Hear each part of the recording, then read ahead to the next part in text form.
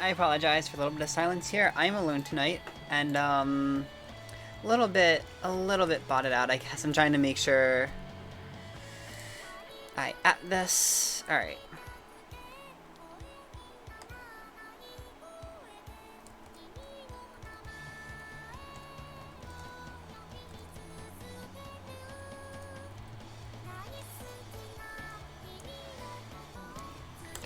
I don't know how to spell. Okay, so tonight we're going to be streaming these top 6 for Kang 11, of course.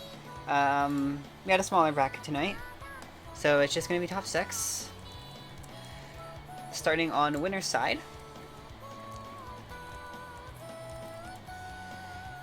Okay, update a couple things here real quick, right out the gate.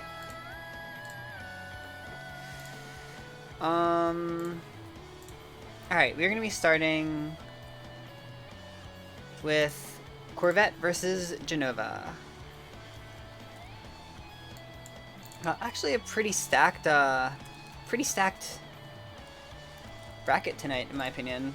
Top 6, we have Corpsvette, Jenova, Buschk. I'm just going to start calling him Buschk because he'll never tell me how to pronounce his tag. Naphel, Rambo, and Kwico. So, some pretty damn good players. Let's see, you have Raster, you get Green Raster, and you get Panda Maple.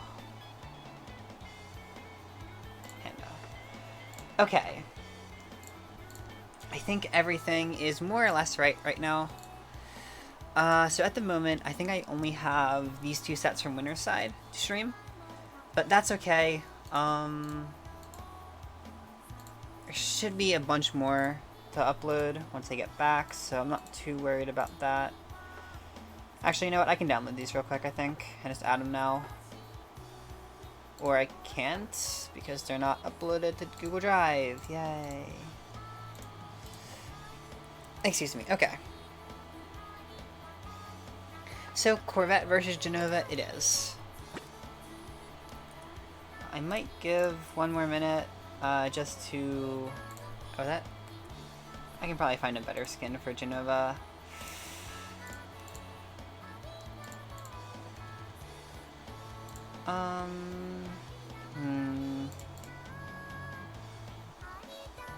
Fine, I'm going with that, I think. It's not really accurate, but it's probably the next best thing, so...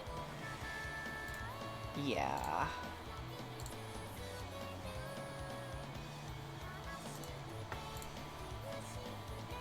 Alright, so I say we're going to jump right into this. Hopefully my commentary won't be too crap tonight.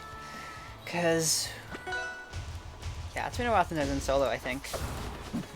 Alright, jumping right into things. We're going to be starting off on Tower of Heaven and Jenova. All Might.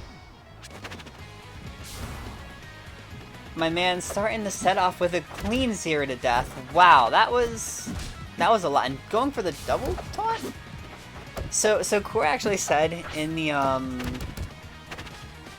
Jesus Christ, oh my god, Jenova has a bit of a rep for being somewhat of a BM player, and yeah, he's already really showing that off.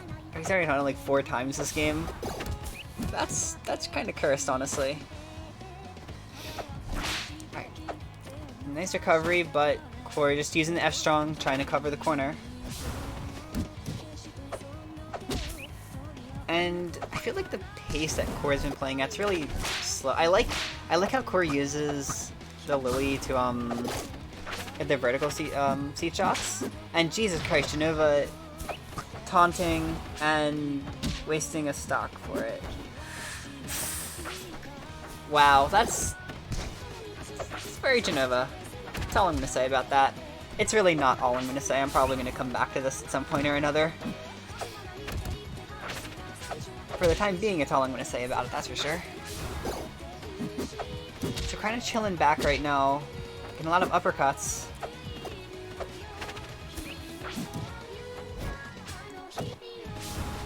We're playing a little bit weird. Part of me definitely has the feeling that the taunts are already getting to him.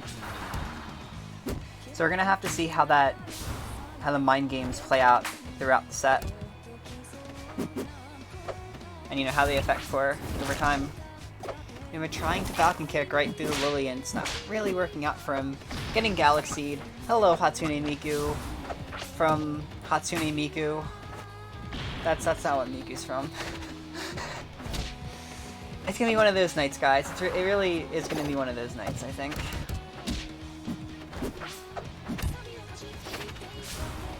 Alright. So we got a pretty even game right now. Though with Raster being such an explosive character. Actually, yeah, no. Definitely an even game. Right now, we're having a hard time getting a markup on Jenova. Could definitely limit his options a little bit, and I think trying to use the taunts to, like, get Core to approach. And, ooh, bad DI on the clap, and ending it with yet another taunt. King. So, game 2, we're gonna actually be running it right back on to Tower of Heaven. See how it goes. We're not overcommitting too much, but also just kind of dropping the edge guard entirely. I think it was locked out of Lily placement right there, but definitely if he could have gotten Lily set up on the platform rather than corner, that would have been a much stronger edge guarding position. Because like Grasser does have a good recovery, so I guess letting him back on stage isn't the worst thing in the world. Like sometimes he's definitely going to slip by you. But generally speaking, dropping edge guard opportunities isn't great. And it's just barely slipping by there, Jenova. I don't think that would have hit anyway. But either way, Jenova got a little greedy on the charge. Oop, getting double down strong, and it's gonna kill. Something I actually found out today. Ooh, nice clap. And the taunt. The double taunt. Man. Triple taunt. Wow, that's, that sure is something. What was I gonna say? Oh yeah, I found out today that rap actually scales with percent. Fun fact. So rap setups work worse on lighter characters than they do on heavy characters. Because they won't stay wrapped as long at the percents that they would normally get killed by strong attacks. I think I found this out from Gizmo. Was it? I think it was Gizmo. Shout out to Gizmo, I guess. Actually I don't know. So, getting right back into it though. Ooh, we're sneaking in an uppercut. That was a really, really weird option, but hey, you know, if it works, it works. Sometimes you just gotta throw it out there. I know, ooh, alright. Decent DI. Staying alive. And the Skrull not gonna kill. I'm not sure if that's actually Raster's best parry punish option. I would assume it is. Raster is the character I know the least about in this game, as far as, at least that's what I'd say. So, yeah, and Jenova getting a little thirsty for him, just kind of throwing them out whenever he can. Oop, good rat punish. Coming quick. And oh, SD from Core and the double taunt from Jenova. It's gotta sting a little bit. Just a little bit. But the wrap, I mean not the wrap, the F strong gonna take it. Bad DI on Jenova's part. And we go into game 3 with an even score. And now we are going to Tempest. Everyone's favorite. I swear to God, if he picked Tempest just so he could run on the platform and taunt. This sets all about the mind games, guys. For real. Apparently there's also some interesting banter going on between the two. So, yeah, certainly an interesting set. And Corey dropping, just kind of moving away after that up air. Definitely, I think that would have been a situation where you'd want to continue the string and just rack up damage the best you can. Although I can kind of see Core just wanting to like reset the neutral and make sure he doesn't overextend and let Jenova get advantage. And ooh, bad time to get by the clap. We're gonna be in a bad position losing an early stock there.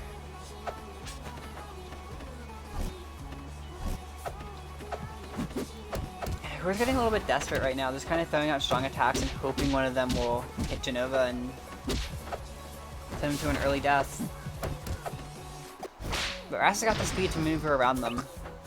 I mean, I guess one of them work. It's bound to eventually work, right? Alright, getting caught by the clap and the double taunt. Let's go. Jenova strats.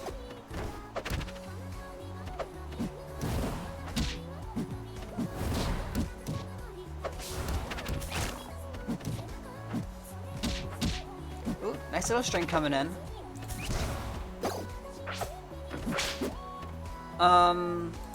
Something I've actually noticed so far this set is I feel like Jenova hasn't really gotten a ton of use out of Slipstream. He's literally just standing in and taunting right now. And Core's like... oh, just throwing away the stock there. Jenova's really just doing this to mess with Core. Like, at this point... This was already pretty obvious, but yeah. We're gonna have to see though. I mean, taunting at body, it's the most famous fighting game combo. We're dropping the actual punish there. I'm honestly surprised he didn't just parry and taunt at this point. Like, I'm waiting for him to just parry punish with taunt.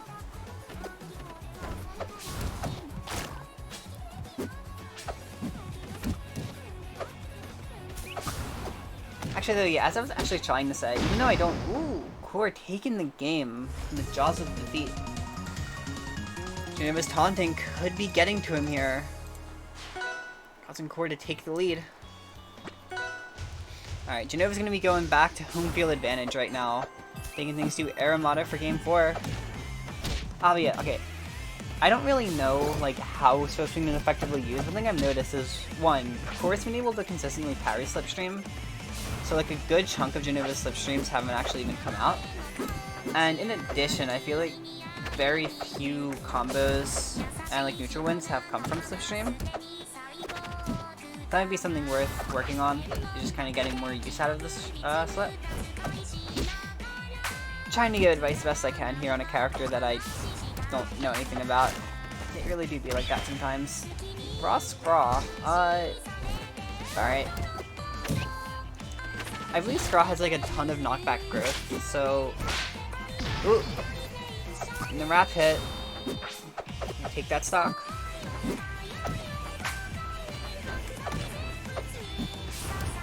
Hello, Jenova. You are playing like an ass this set. I don't know how to feel about it, but I mean, it's been sort of working out.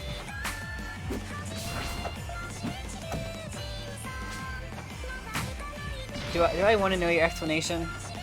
Alright, nice, decent clap right there. Magic Core on the edge guard.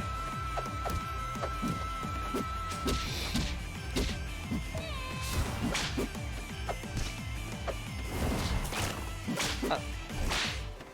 Jenova just diving right into the lily.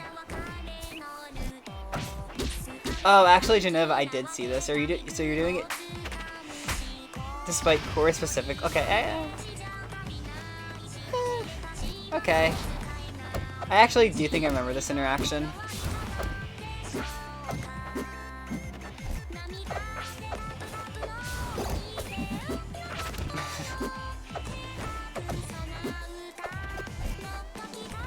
Alright. Playing it pretty slow right now. Trying to go for the uppercut and just barely missing it there. Jenova coming in with yet another taunt into Scraw, and oh no. Oh, guys, you hate to see it.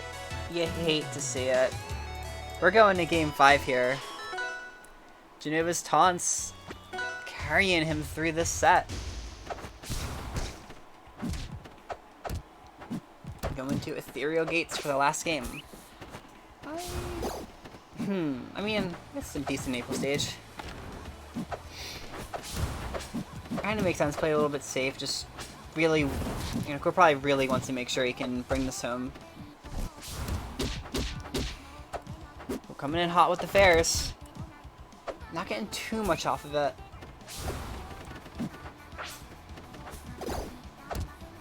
Alright, Jenova getting the parry. Not a huge punish. Ooh.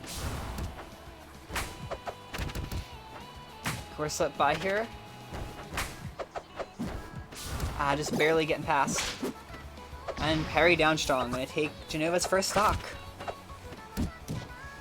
Let's see here. We're filming a very close set. Although part of that's just because of Jenova's BM, so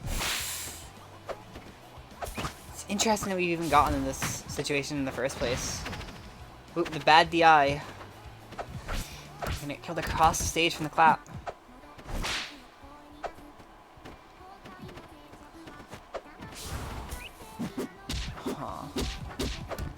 Oh man, Jenova's coming in with a good... Oh, just barely missing that there. Also, Jenova, I don't know how many people were in here, like if anyone was in here, but you opened up with a 0 to death, which was actually really impressive. Raster be like that. Jenova taking it slowly on the recovery here, and you're gonna get back. Forward strongs, wall him out. Jenova just shaking it off, taunting once again. Could be on his winner stock life right here. Oh, nice clap.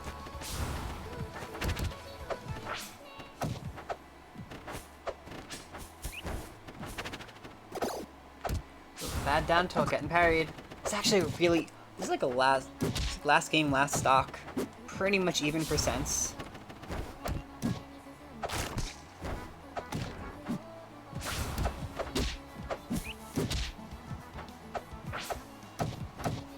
Oh, the back airs. Realistically, Jenova can definitely take this off of like one good neutral win. It's gonna take a little bit more work for Core probably, in terms of winning neutral. And you can see him getting a little feisty there, just wanting to close it out. Really tense situation. Oh, gonna take it and taunt. Of course, the set-winning taunt. What would Jenova be without it? Alright, so that's going to be our first set of winners semi. It's a very, very bizarre set, to be sure. Jenova is going to be progressing on to winners finals, and Corpsvette is going to be going to losers quarters. Next up, we're going to be having Jharlem versus Naphel. I still don't know what to call him, my dude. Alright. So we're getting some Edalus versus Claren right here. This actually sounds like it could be a fairly weird, interesting matchup. Where's Arcade? I'm gonna try to upgrade Naphel skins with the stocks, because I'm gamer like that. If Corz really has a problem with my taunts, he would admit we were perfect for each other. He would accept marriage. He would admit his love. Okay. I'm sure that's how this works. Okay, I think everything is ready to go here. So we're gonna be jumping into this set. Let's go. Alright, Naphel opening. Actually, this is not Arcade Claren, now that I look at it, but it's very close to Arcade Claren, so this skin works out, I guess. I genuinely thought it was for a second. This actually looks like trans rights Claren, so I respect it. I don't know if it actually is, but I don't really care, I'm just calling it that now. So obviously I have my biases towards who I want to win this set. Ooh, going with the down strong parry punish. That Naphel definitely could have gotten a lot more off of that. I think like a side B into Daka's attempt would have been pretty nice, or even just a side B in general. But you know, we take what we can get, and double dunks. Let's go. Jharlem's armored up right now, so it's gonna be really hard for Naphel to actually get a kill. Oh, actually not anymore. This is his chance. It's really gonna be important to land that tipper. And make sure that he can take the first stock. Oh. Naphel. That was an F. Truly an F. Alright. Coming out with a dare into up strong. Alright. Alright. Getting those kills. And The loops, the upper loops. If I'm gonna parry it, I'm not getting anything off of it because down B parries.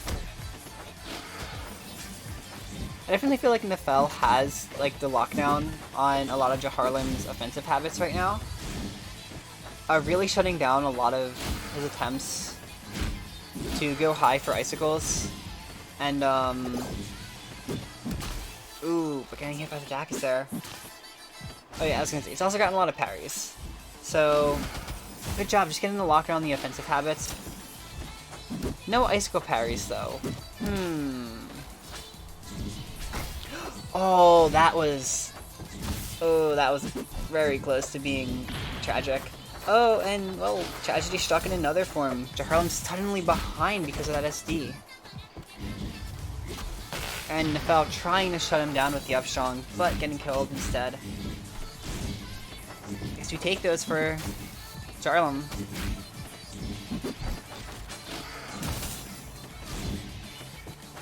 Felt low-key saucin'.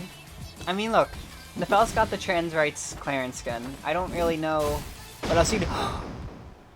Killing off the top with up B, that's a gamer move right there. I gotta say. I always get so caught off guard by that. It doesn't matter how many times people go for it and how many times I see it. It always catches me off guard. I never expect a move to kill. Sometimes it just does. Jenova, I will not love you, but I will have some respect for you as a human being. So, you play Raster, I can only have so much. Like, there's definitely a hard cap to how much I can respect you, understand? I'm sorry, but it has to be. Like, I actually don't hate Raster that much, to be honest.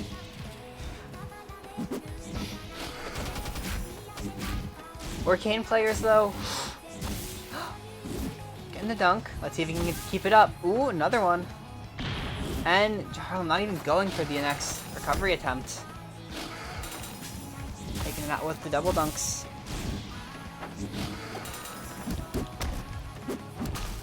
And, ooh, the Dacus. The Co-Cracker just gonna try to keep things even here. With Edelis, you know, one good armor and one early stock can really even up a game and make the difference. No spoilers, Jenova. I know you haven't technically spoiled anything, but shush.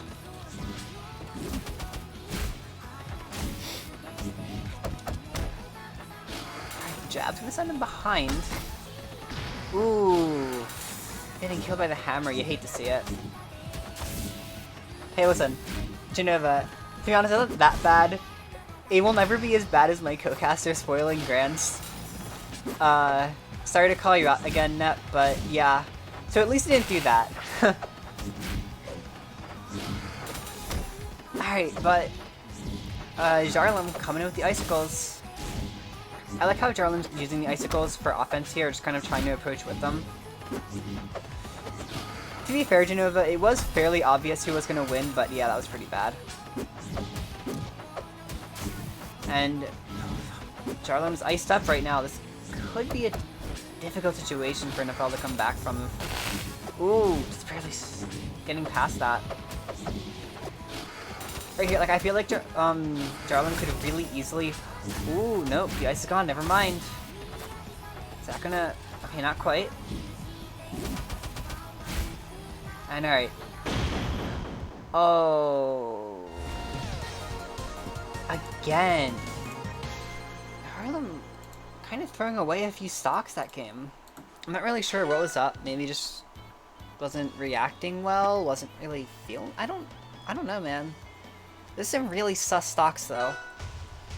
Speaking of sus moments, we have Jharlem and Edelis taking Naphel a Clarin to Treetop.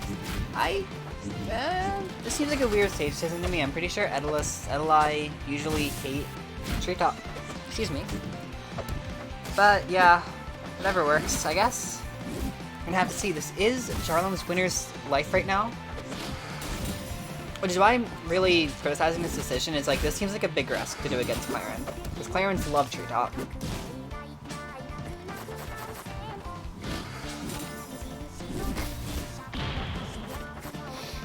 Ooh, again, just SD?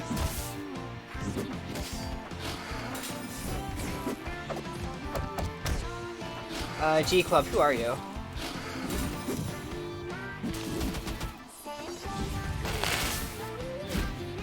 What?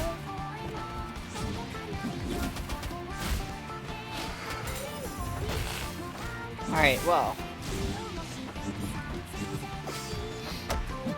And, ooh, that was... Oh, I see. Gotcha. That... I'm not sure if he could have lived there, but that definitely didn't feel like the right DI. It looked like he DI'd out on the throw. Alright, well.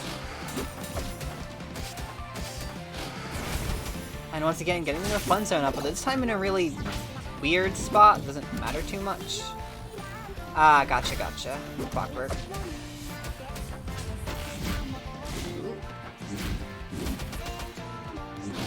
And we're some easy bake Edalus armor combos. I'm trying to parry the down B and getting punished for it. Okay, good. Sometimes people would just let Edalus at this level get the armor for free. Not Naphel though. Naphel's actually willing to challenge it, which is good. I think the stage and the position is definitely helping out. Jharlem's going for a lot of really risky armors. And just like throwing it out whenever he can.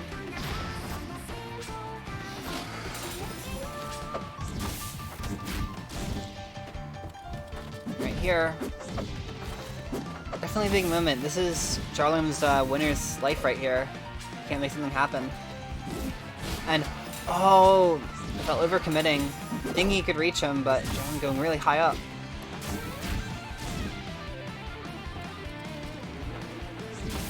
Oh?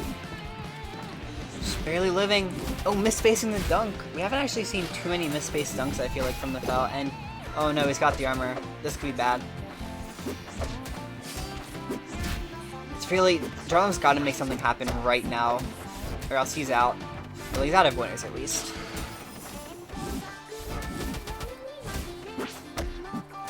Ooh. Oh! Is it Naphel? I don't know how to pronounce people's tags, Jenova. I just read the letters on screen and pray that it's right, okay? And, nope. Actually, we don't. Second, I thought I saw a DSR situation, but I was wrong. I don't know, I heard someone say Naphel before, so I say Naphel. I think it was Sep. I think Sep told me it was Naphel. Alright, they don't even care, so we're epic. Also, Naphel, is this supposed to be trans rights clearing? Because if so, good stuff. And once again, going for the parry and the down B. It's honestly not really worth it in my opinion to bother trying to parry it. Most of the time, like I'll sometimes do it out of fear. I feel like you've been going for it pretty intentionally so far, which I'm not sure I could recommend because there's very little reward for it.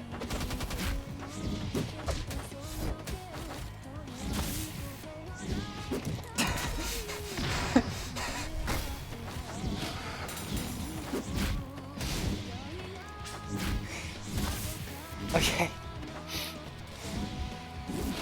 So, right now, I'm sorry. I shouldn't be laughing so much at that. Okay, so we've got a pretty even game right now. Yeah, Jenova, I have no idea. That's what I'm laughing about. I guess they're scared of people saying that, like, out of spite. I don't know. I was just so caught off guard. Oh well. Anyway, right now, got a pretty even game. I think this is a pretty good stage pick from Naphel. Overall, like, Edalus does like this stage, but without knowing what his bans are, this seems like a fairly good decision. It should benefit both characters pretty nicely. Like, there are probably better ones, but this isn't bad by any means. And, oh my god, just all of the dares. Every dare. I got like 4 in a row. Thank you, Jenova, very cool. And once again, Naphel, the one thing I've noticed this set that's been, like, very explicitly wrong is, like, your parry punishes have been very weak. You've kind of just been landing hilt strong attacks which I don't think I need to tell you, those don't do a lot. Side B is my go-to parry punish, but there are other options. Like, I like doing side B into grab, or a side B. I mean, you can go for side B DAC as a kill percent, so that's a little bit harder. If you wanted to, you could just... There are definitely other things you could go for. Clock will probably give you other options. Right, side B, like, again, I mostly use it for parry. Well, that's not true. I use it to mess with people.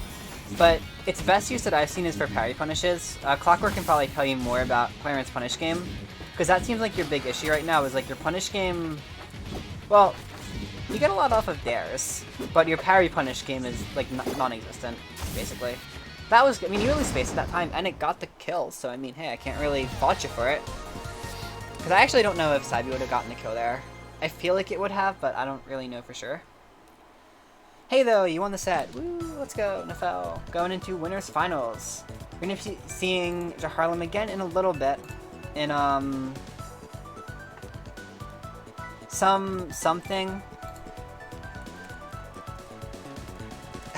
I'm sorry, someone pinged me, so I'm just responding to that. Apparently it's really hard to type and talk. Who'da thunk it? Alright, we're gonna be seeing the return of Corpsvette right now versus Rambo 5X. So it should be Shovel Knight versus Maple. This is a matchup that I don't know as much about as I should, in my opinion. As a Shovel Knight main, like, I should know stuff about Shovel Knight matchups. This one's always kind of gone over my head, if I'm being perfectly honest. So, we're gonna have to see how stuff works. Hey, Corvette, just in time.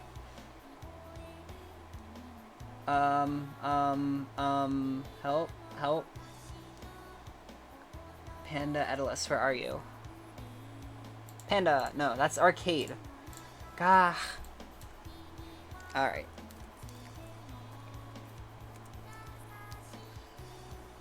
Alright.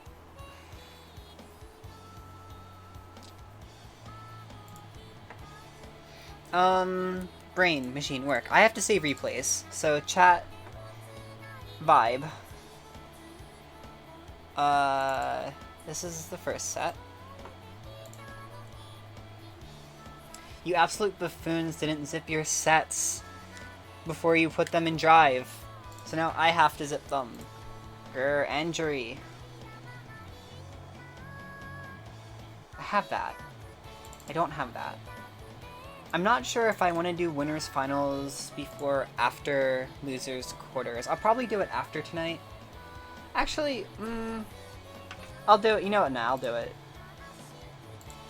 I'll do it. I'll do winners first, I guess. So this is what I need. And this is what I need. Alright, I have a lot of stuff to put in, so I'm going to need a couple minutes.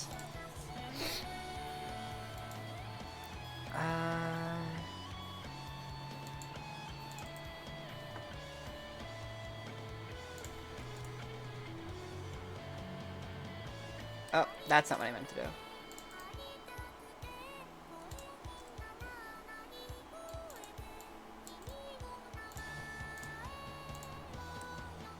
I'm just kind of crossing my fingers and praying that these are right now, by the way. So, hopefully they do end up being right. Extract files. I think I have 4 sets to do right now. Okay. I keep accidentally re-zipping these already zipped files, because I'm just that smart. You know? Sometimes it just be like that.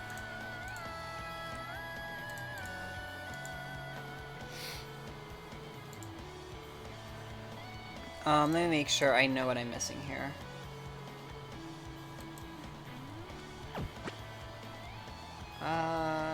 Okay, that's probably right. Oh, Corey, you actually do have the CK tag today. And you are using Black Knight. That's not Black Knight. What? Wait, that's definitely a skin, isn't it?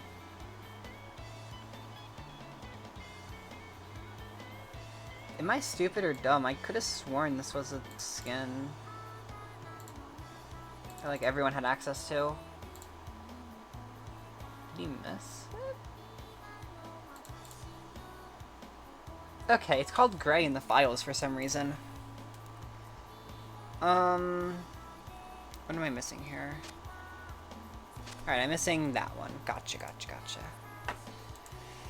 One more that I'm going to download real quick, and then we're good to go.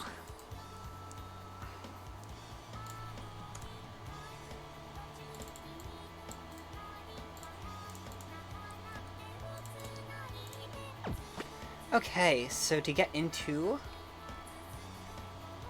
Rambo vs. Corpsvette, let me just also make sure that Alright, this should be correct, for all I know. So, game 1, we're going to be going to Tower of Heaven. Okay, so overall, this is a pretty even matchup. Both characters can, like, kind of blow each other up a little bit. Naphel doesn't have too many, like, big disjoints or projectiles, so, like, Shovel Knight's lack of neutral game isn't actually as prevalent here, I feel, as in some other matchups. It's just a matter of, like, how well you can deal with Maple being able to, you know, do, like, wrap combos and stuff on you.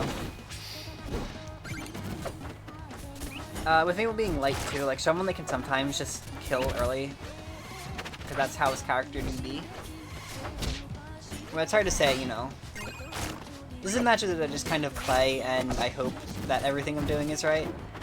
I don't usually know if what I'm doing is super right. I'll try to give some advice for Rambo, though, in case he comes back and watches this later. Because, you know, Shovel Knight, gotta stick together. The one brain cell. So we're getting double left strong right there.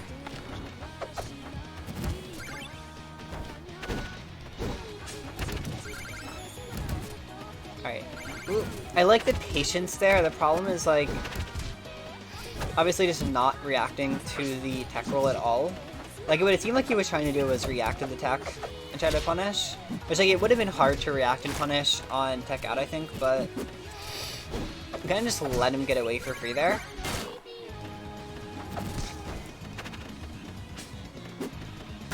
Alright, and yep, hitting him with a tether. Up there. And yep, Upshaw, I'm gonna take that first stock at 69, no less. Very nice, Rambo. I respect it.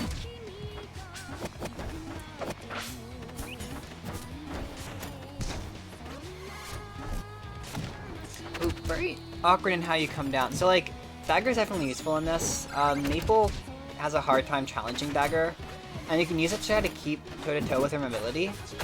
But obviously using it in the air does limit your options a little bit.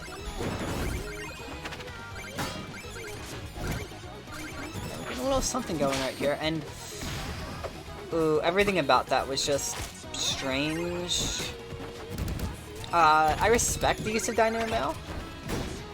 Definitely isn't really right in this matchup. In my opinion, what I usually use in this matchup is actually Momentum and Horn, or Momentum and Gear. I usually don't use Ghost Gloves because Maple is short. So it feels like Maple can kind of avoid gloves by just existing.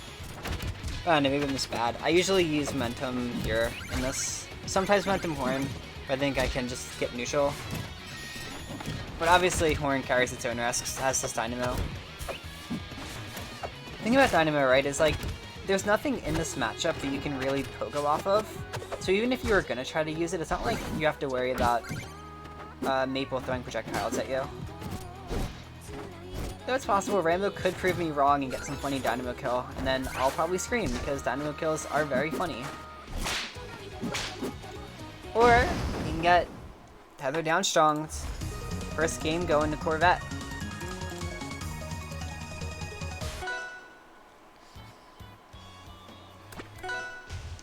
Game 2, we're going to be going to the classic, Jules Vale. Let's go. We're opening up with a Lily placement at the corner. I'm wondering, do Maples actually like to set up Lily like that at round start? Because I feel like that would probably, like, limit your access to Lily. Like, obviously it's, you know, round start, it's not, like, crazy important. I feel like it's a somewhat strange option. Because your opponent's not usually going to go into your corner right up like right out the gate. I don't know, I'm probably overthinking this a little bit. And Rambo getting a nice tech chase with the down strong. Down strong is definitely a satisfying move to hit. It just, I don't know, it feels good, you know? It's also like one of those hell angle moves. So that's what Chen likes to call it anyway, so I'm adopting that term because I like it. DIing that move is really weird.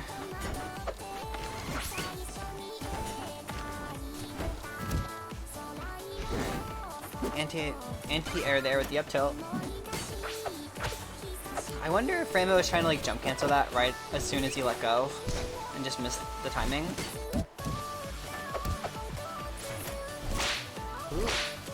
And then... Yeah, Rambo's definitely been content to just kind of dagger through Lily so far and tank the damage. I guess this isn't too bad.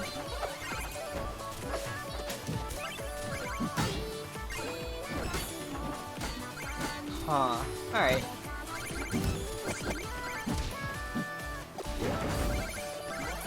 And nice down strong. Is he gonna go? Okay, for a second, actually, the percent's too high, but I thought he was gonna go for double down tilt leaves. Clock, I only see it once.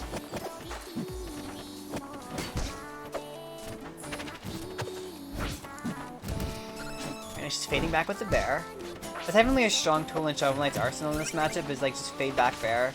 I think they're gonna try to charge at you. Because Maples are probably, well, I guess they can Lily camp, but a lot of Maples will try to take advantage of their speed in this matchup. So being able to just fade back and block them, the strengths you do have, is a very strong tool. So we're getting the kill, and here we come in, meant to mail. Definitely gonna give Rambo some more options.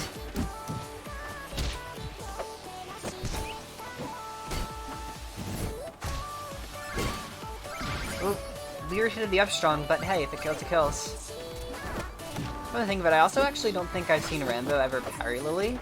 That's another thing in this matchup, like if you can parry Lily, you actually remove Core's option to utilize her at all. And see, like right there, right, you had a free chance. You weren't even really needing to approach. You had the stock lead and Lily was right next to you. In that situation, that was one of those times where you'd want to parry Lily. Like, no, pretty much no question. And just get rid of the threat. Sometimes you do have to kind of make that choice, like, do I want to... It's more so when you're in advantage that you have to make the choice. Do I get rid of Lily and reset to neutral, or do I press advantage and risk getting hit by Lily?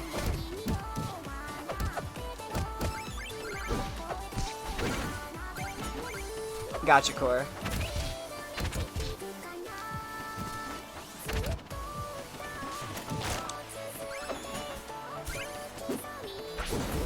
Man, Brad. If only Brad had better Lily habits, then Core wouldn't be randomly throwing down Lily. SMH.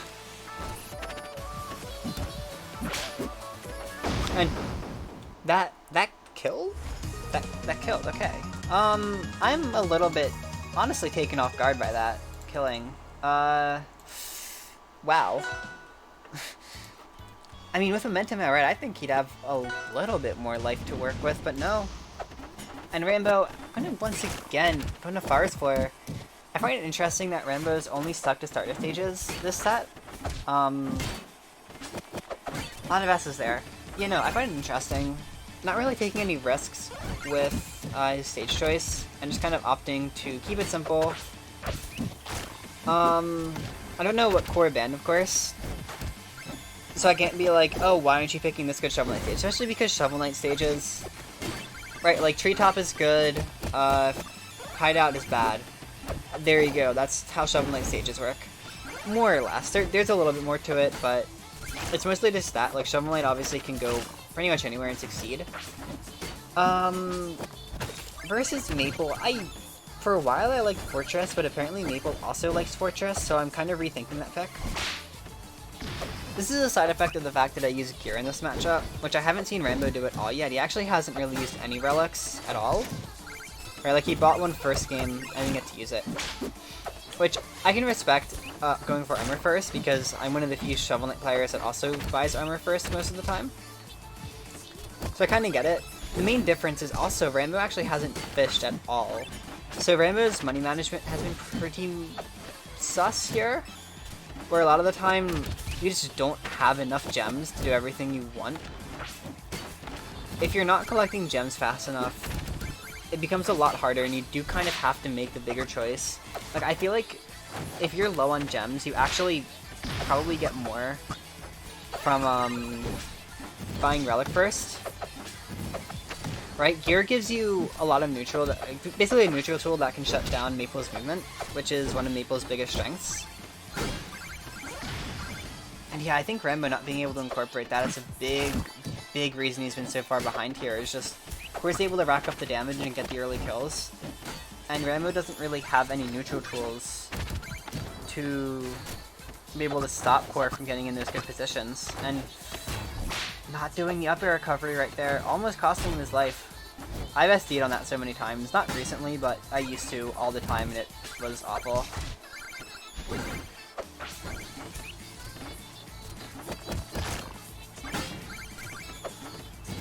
Definitely looking like curtains for Core. I mean, Rambo is still in it, but Core's got a big lead, and yeah, catching him with the weird DI on the down strong. Loser's quarter is going to be going to Corpsvette. Definitely felt like a very sort of one-sided set to me. I don't know, I felt like Core just kind of like steamrolled a lot of the time, where it was really easy for him to just sort of take off and get a lead and then, you know, and then what?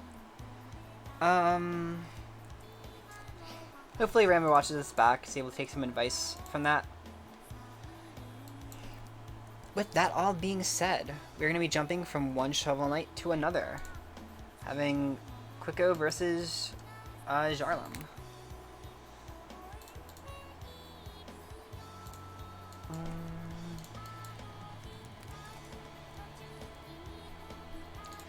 So I think everything here is correct. I'm just going to hope it's all correct. It's not all correct. I have to swap these real quick, and then we're good. And starting off with my favorite song, as I've said so many times. Oh my god, Kwico just tried to end his whole career right there. My man. And we're starting off with a 0 to SD. And almost another one. Oh no, oh no, oh no. Oh no. Jharlem, you don't let Shovel Knight do that. No. Core, shut up. Raspberry Monster slaps. SMH, can't believe you. I'm surprised he landed there.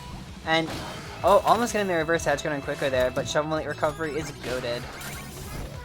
So, it's gonna be hard for, I mean, like, you think, Idolist actually has pretty good edge guarding. So, like, if you go out and throw icicles and use up airs, Shovel Knight does have to be smart. It's not crazy, like, it's not impossible, obviously, but Shovel Knight does have to be smarter about how he maneuvers around Idolists than most characters, I feel. Up air gives him a lot of options, though, so it isn't exactly easy. And getting the parry there, is that gonna be, it's not going to be a stock, though. Shovel Knight showing off his heavy side.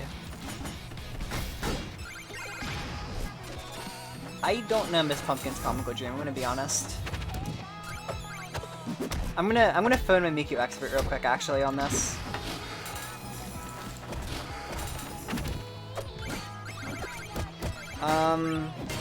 Where is he? Oh, what the? Alright, Kwico taking game one, and kind of, yeah, just taking game one, you know? It'd be like that sometimes. Gotta update the score.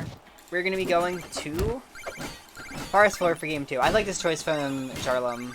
No, it's Shovel Knight. Oh no. Oh no, Kwico did it. Oh no. This is one of those ways you don't want a game to start off versus Shovel Knight. SDing and letting him get the fish.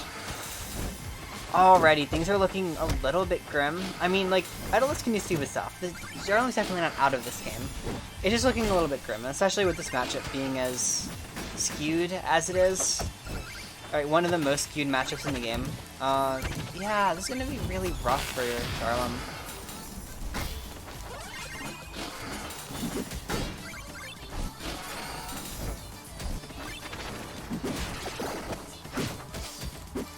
Alright.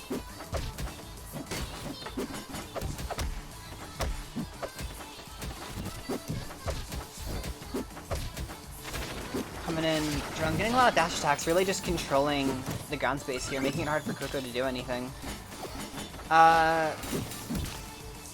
Here actually isn't a terrible choice in this stage, although in the Edalus matchup, I guess gloves are kind of the safe pick. I can kind of see why Kwico would want gear here, because that also does control a lot of ground space and kind of makes Edalus feel like, alright, I can't really dash attack here.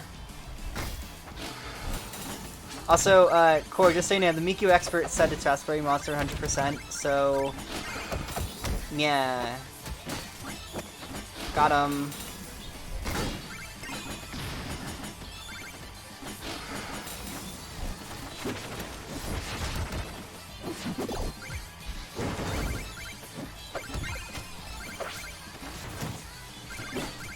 Things actually looking pretty even right now. Jharlem's managed to kind of keep it cool here. And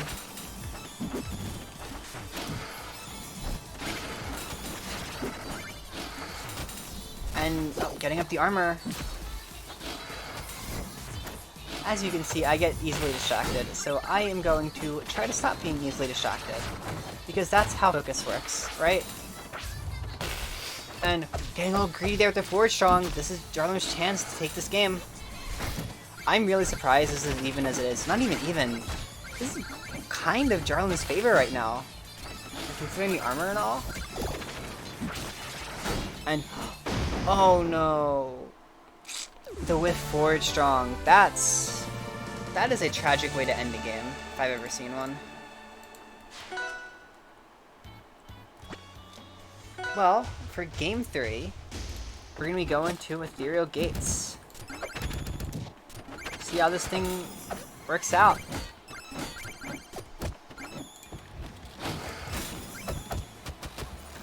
Alright, nice little combo coming in from Jharlem, getting a decent start here.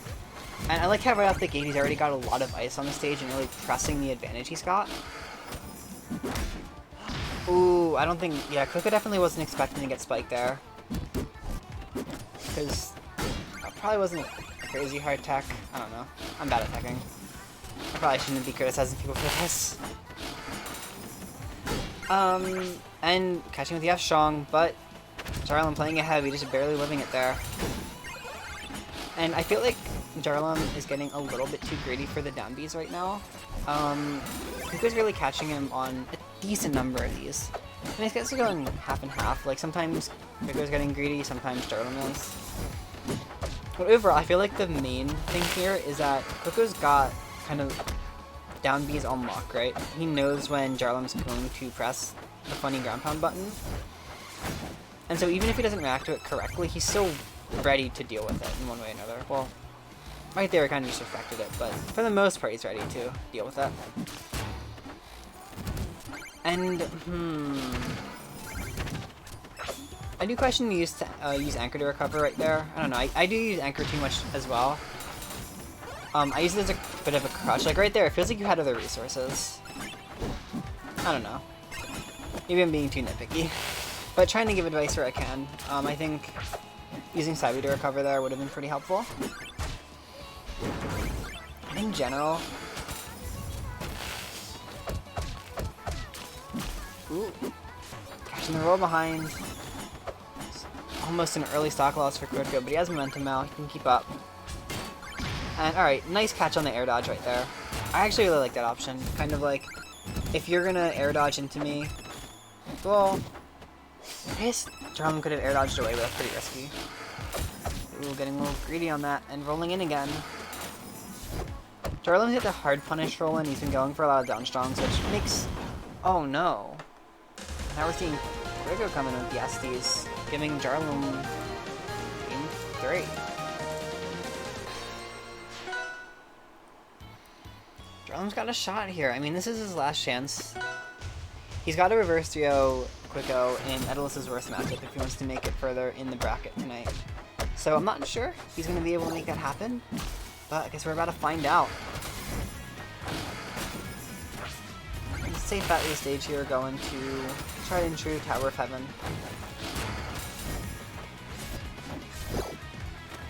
Alright, down tilt. Getting a nice little Nair string. Decent. Alright. And the spikes. And... oh my god. Triple fish. Somebody clip that, please. Triple fish. He got it, my guys. I don't even know what to say to that, honestly. Please don't let this man's fish. I love Shovel Knight so much, though. Oh my god. Just everything about this character is just... oh, it's so glorious. Like, I feel like he is one of the more questionably designed characters in the game, though I guess that's the nature of being a grappler-esque character. Well... Kwico definitely managing to make quick work of that second stock. Let's see where the tag comes from. Alright, trying to pressure a little bit with Ghost Clubs, not getting too much off of them though. Going with another combo, let's see what we can get off of it. Oh! Did that just Galaxy at like 60 before the hit? Did that just Galaxy at 60 before the... I know this is Shovel Knight we're talking about, but man! Kwico, your edge guards today. Mwah. Very nice.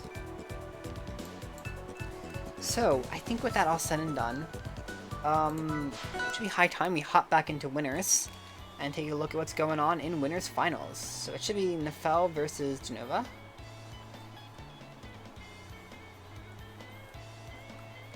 Alright, so I'm seeing an amount of games. Not the amount that matches up with what I have online.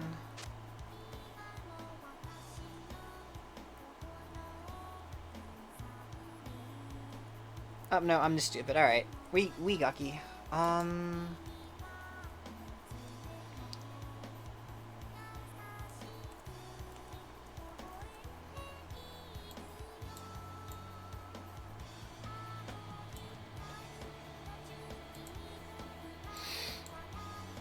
And the foul. Alright.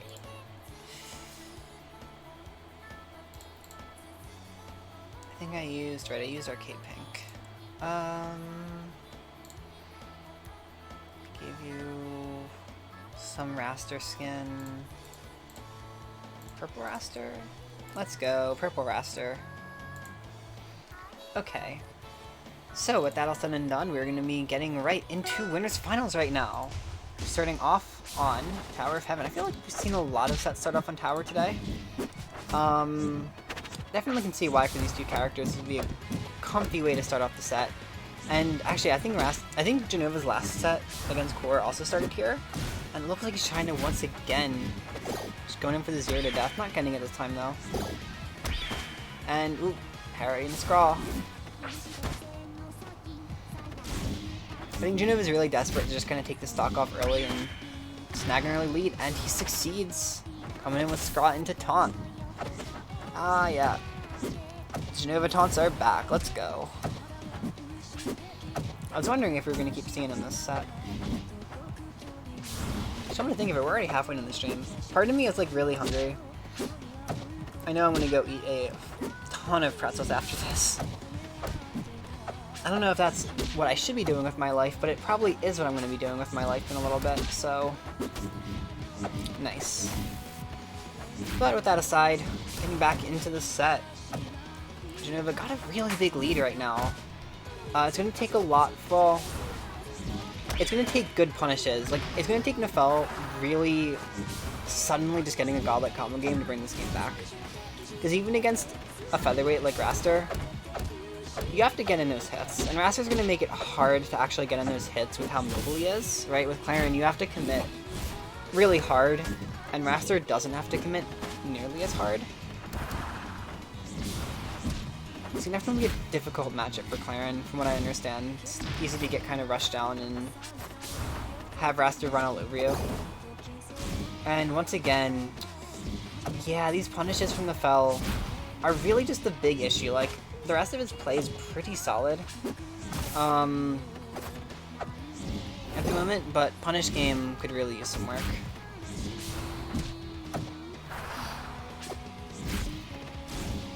Alright, they're down strong. Naphel's actually back in it right now. He's not like winning. Alright, like this doesn't... This would be a huge comeback regardless. But it's starting to look doable. Oh no. Oh, my dude. You DI'd out. My man's DI'd out.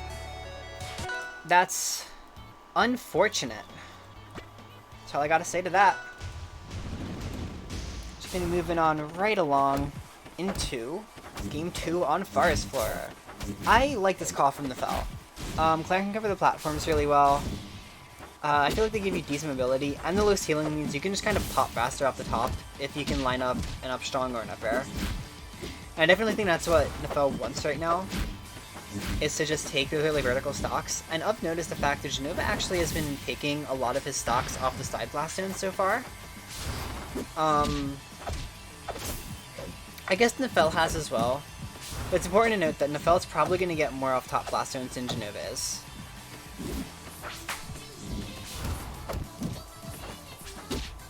Alright. Trying to read the aggression there, but Jenova kind of whiffing a little bit. So right now, Jenova's edgeguard strategy has pretty much been, I'm going to throw hitboxes at you and you're going to cry. Hasn't really hit any of them. He's going to need to get a little bit more aggressive and a little bit more precise with how he edgeguards Naphel. Even with how bad Claren's recovery is. I've noticed the fact that I feel like if you can push, it might be a little harder for Raster, I don't know. But if you can push Claren into that bottom corner, it's really hard for her to do anything.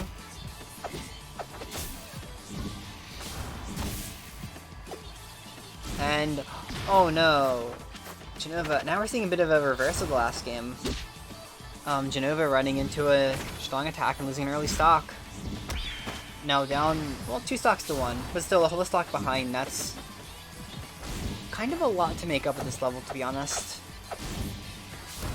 Right, like when your punish games aren't like crazy insane, and it's usually taking you closer to 5 or 6 neutral wins as opposed to 2 or 3 take stocks.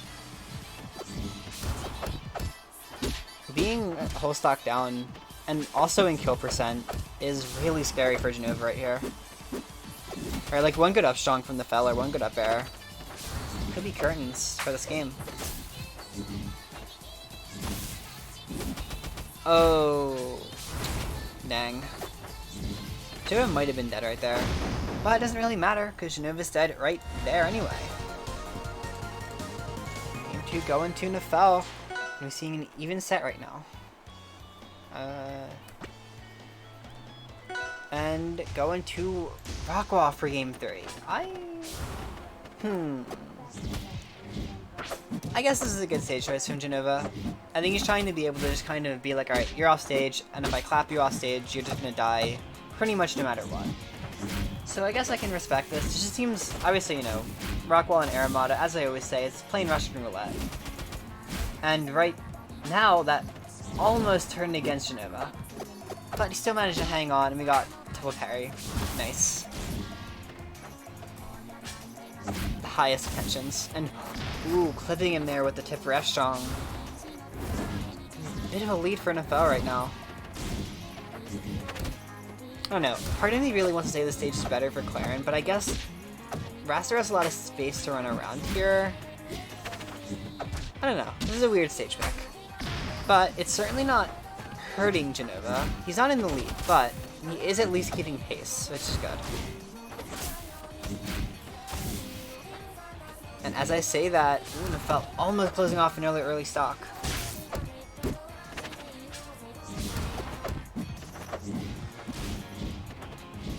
And nope, getting up air right there.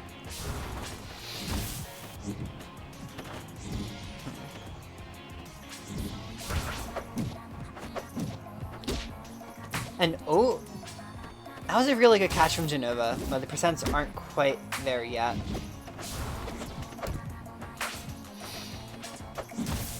I feel like Jenova's being a little bit more patient right now, which is good. I'm ready to say that he runs to enough strong. Never mind, I lied. Jenova's not being more patient. False alarm. I was gonna say, there's being a bit more patient and focusing more on whiff punishing, which is, of course, how you beat Claren. Step 1, whiff punish. Step 2, question mark, question mark. Step 3, profit, basically. Getting the clap off the top right there. I'm gonna see, I feel like if Jenova can just line up an edge guard, or... Ooh? Alright, that was almost really sick from Jenova. But then a fun zone gonna come in, and, well, Roman is fun. Big surprise. I actually don't think I've never really seen this matchup, so I've never seen how no fun zone interacts with slipstream. Is it just straight up delete the entire slipstream? Like, that would make sense, I guess. I don't know, I've never really thought about it. Alright, and game 4, going to one of the Claren classics on Spirit Tree. And Jenova coming in hot with Nairs.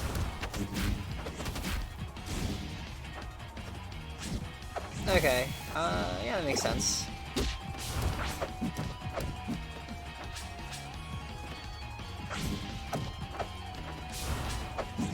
Alright, ooh. They're strong. Not quite killing Jenova yet. Yeah, good job, just staying up in the air, but still getting punished. Ooh, Dare Spike. You don't see a ton of that from Raster.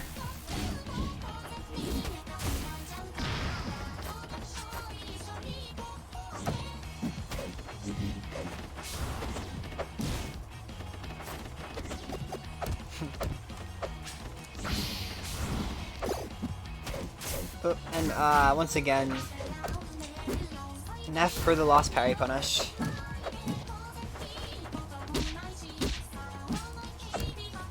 Ooh, not a bad string.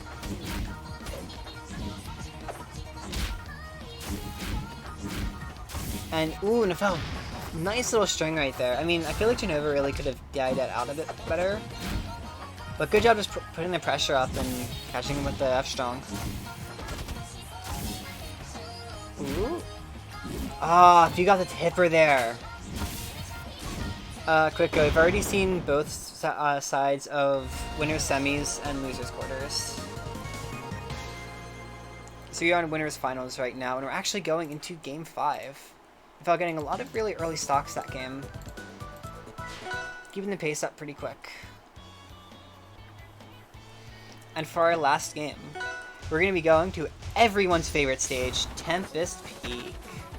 And Raster Jenova once again, treating the platform and doing the Jenova taunt. Let's go. Amiki, are you happy to see Tempest Peak? Are you happy to see Tempest? Are you excited right now? Guys, Amiki isn't happy about Tempest Peak. Actually, Claren is pretty decent on Tempest, so yeah, Naphel, it makes sense you would like it.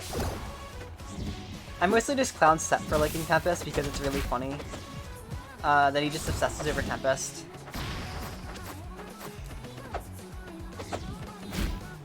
Who is Aether Knight 64? Are you someone I know, or are you just kind of visiting? If so, hello. Ooh. Good job slipping by right here. Ah, I got another Silpfire. Sick. Actually, this is the first time in a while I feel like, unless I'm stupid and I just haven't pointed it out before, I feel like we've seen Sylve like every week up until this week. Oh, Raster coming in hot with the claps.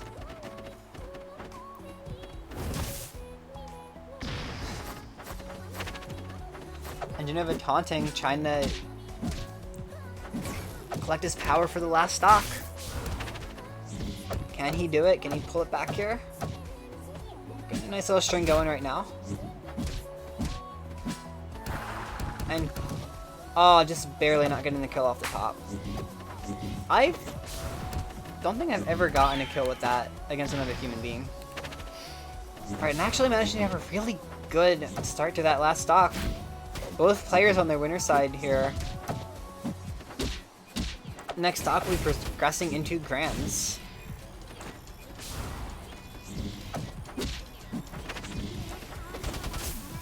Let's see what we get here. Naphel kind of keeping Jenova in the corner, making it really hard for him to get back.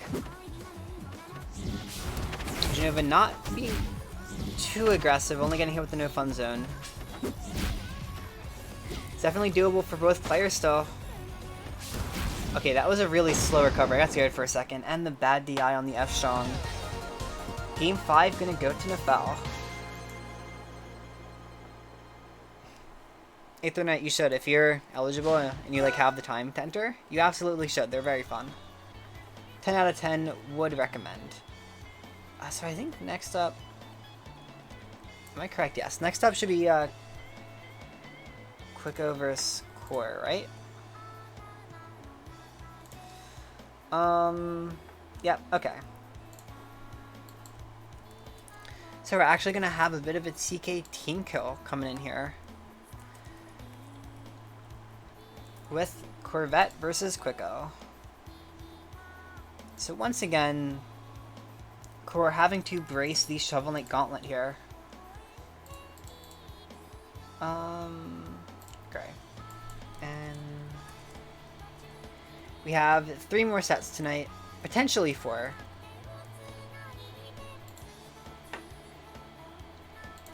So we're gonna see who is gonna be progressing into losers finals here. Jump right into it on Ethereal Gates for game 1. My scores are wrong. Let's go. And also they're backwards. Okay, there we go.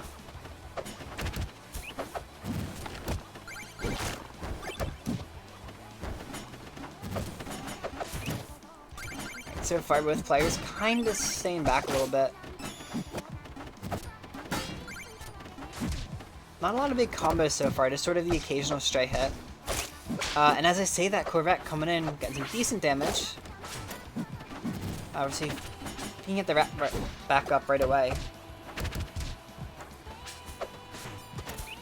Good little positioning. And nice tech chase right there. Corpsvette definitely did a good job pressing advantage there. Shovel Knight being as heavy as he is, you do have to often win neutral a few more times than normal to be able to take stocks. But if you can just kind of run all over him, right, and take advantage of his sort of lacking neutral, that makes things a little bit easier. I don't know if Kwico actually held that fully, but I feel like if you were going to go for charge smash attack against a Maple that has to tether, you might as well just hold it as long as you can. You at least get the chance that they SD or that they get scared. Also, I actually just noticed Corpsvette coming in with the 4 code tag. We can pull through with the Persona Man.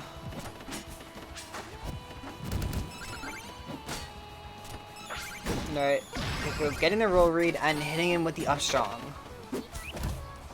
But still a bit behind right now. He's got Ghost Gloves, so you can definitely kind of wall out and play slower now if he wants. That's definitely going to be a big focus here, and... Ooh, Nair Strings.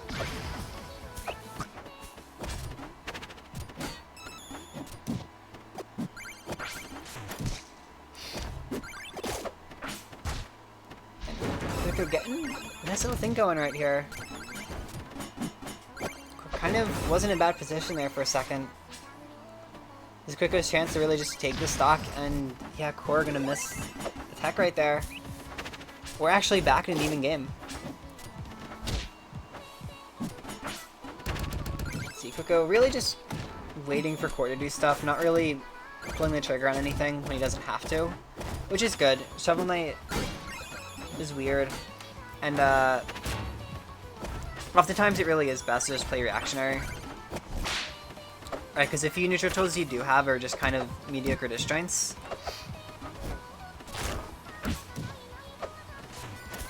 Let's see, stopping himself. Still getting hit by Lily. We're getting the parry.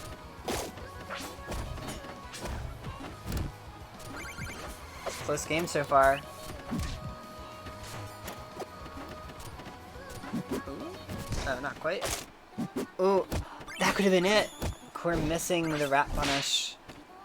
Alright, catching him on the rollback, but that was definitely close. Core definitely was a little shaken there, I think.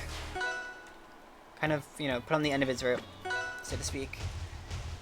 Game 2, we head into Endless Abyss. Actually, I think this is a good stage pick.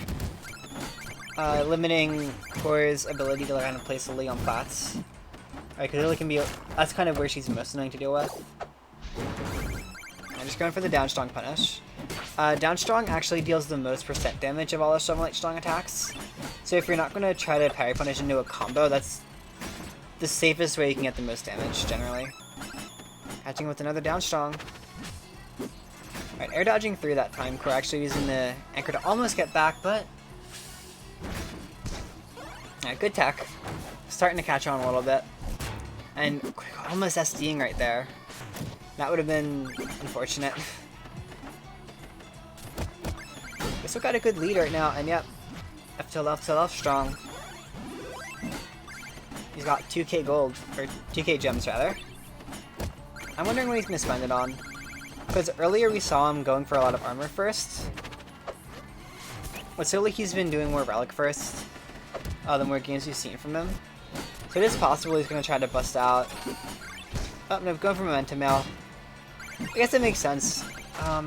With the lead he's got, if he can make this first stock last until like 200%, he can very easily take an extra stock off the core and really press the lead he's got.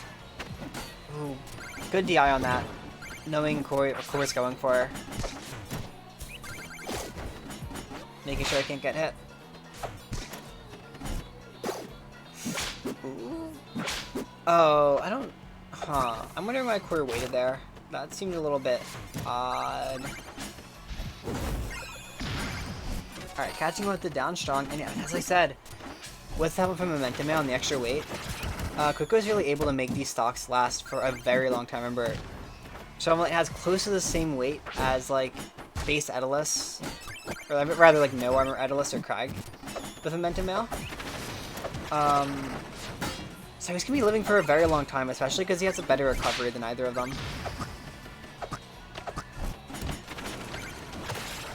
Let's see what Quick can get going right here. Ooh, he probably could have pressed advantage a little bit more safely right there, but hey, you know, if the raw strong takes the game, the raw strong takes the game. So got another even game 3 right now. And we take a game 3 to Intermadiate.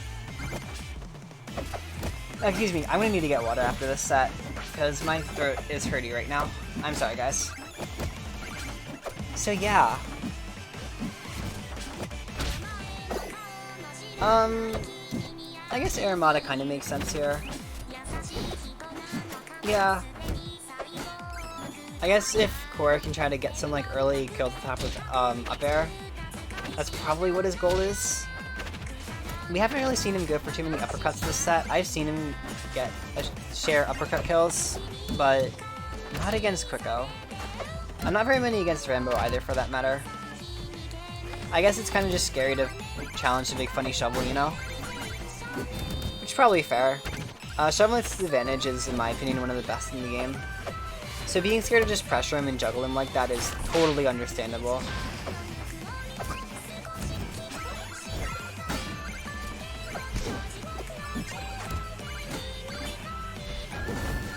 Ooh. A little aggressive there and getting caught by the thing. Yeah, honestly, Kwico, I've been trying to just fish on stage recently, and it doesn't really work on most stages. You kind of got to go out and fish. It'd be like that.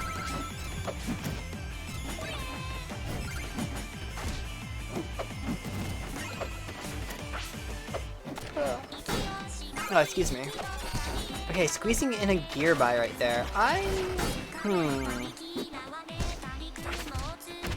mean, I guess it's really hard to say what the, I guess, quote-unquote optimal choice is for relics.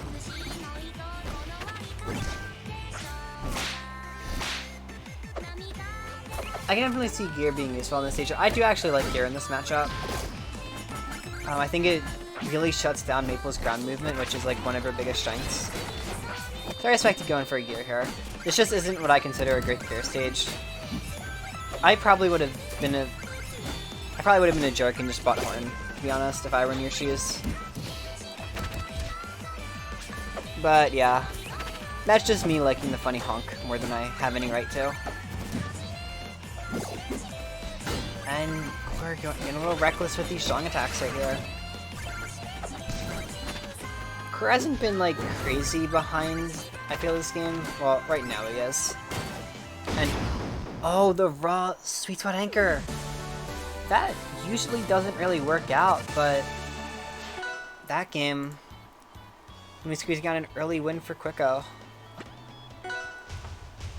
And game 4, we're going to be going to a stage that I don't really think you should be taking Shovel Knight to, personally. If you're behind, Shovel Knight loves Treetop. Just a reminder.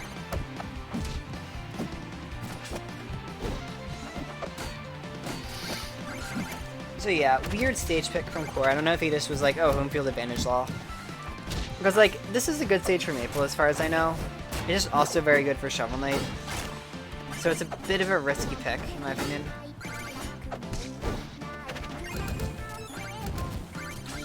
Ooh. Going for a bit of a bear ladder, and... oh, just barely drifting too far to the left right there. Kwico almost had that stock, I think. And the Eshton just gonna take it. Go back at 20 gold after the first stock. Would Banner go for... honestly, I don't really know what I'd like. For me, I would pick this stage. I never really thought about it, to be honest, but actually I do like you picking Abyss. So like, maybe Fortress. I've heard that Maple's like Fortress. So I want to learn more about Maple on Fortress. I actually think the Fortress is a good gear stage, so I would go Fortress personally. So like Treetop, Abyss, Fortress, and I don't really know. I guess maybe like if you want to be safe, a stage with a high ceiling. So like, I guess Jules Fail. I mean, like, Jules Fail is obviously like a safe stage. You don't really gain or lose a ton from it. But it's probably a safe pick because the ceiling's high, so Maple's going to be killing you with up air a little bit later.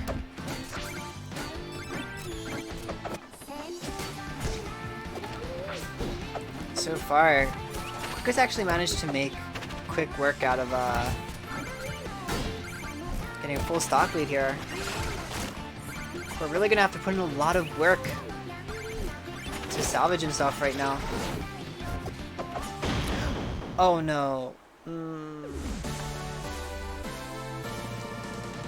You just hate seeing sets lost to SDs. It's the worst feeling. Alright, real quick, I'm gonna get a drink of water in a sec. I will switch this to, say, ANG.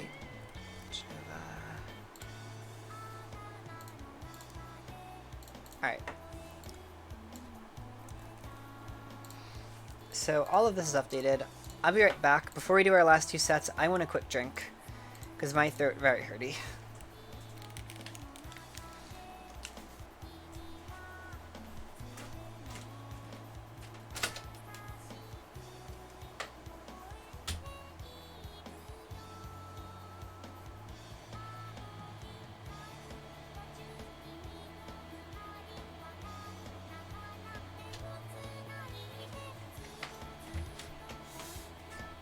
Okay. I feel so much better. Hydration. Hydration, gang. So I have to go download the rest of the sets real quick, and then we can finish this off.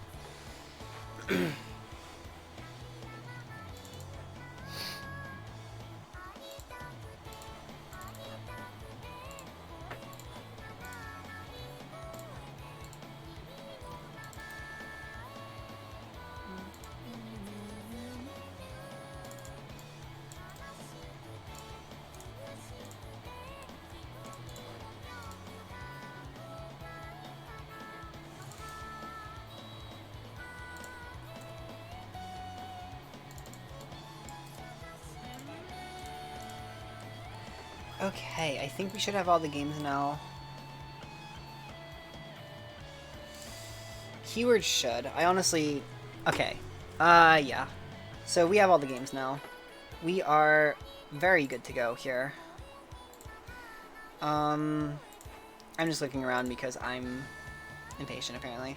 Alright, so, starting off with Losers Finals.